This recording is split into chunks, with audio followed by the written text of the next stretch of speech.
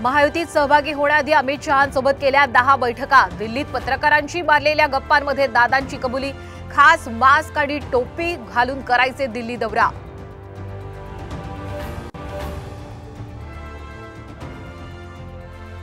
Sharad Pawar election मोडमध्ये, पंतप्रधानांच्या मनात आकस।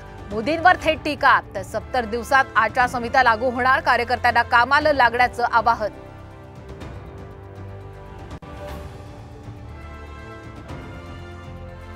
महाराष्ट्राला नवे राज्यपाल मिळाले। सीपी राधाकृष्णन सांभाळणार महाराष्ट्राच्या राज्यपाल पदाची जबाबदारी।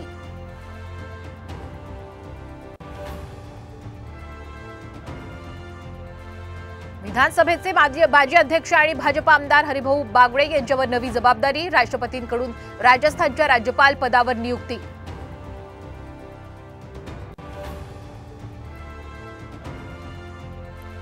राज ठाकरे आज पुणे दौऱ्यावर, पूरग्रस्त भागांची करणार पाहणी।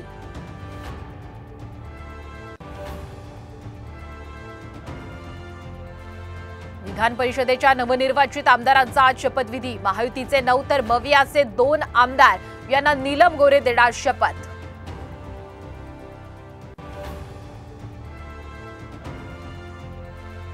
घर आणि दुकानं भाड्याने देणाऱ्यांच्या खिशाला कात्री। नवीन टॅक्स नियम जारी। 1 एप्रिल 2025 पासून लागू होणार नवा नियम।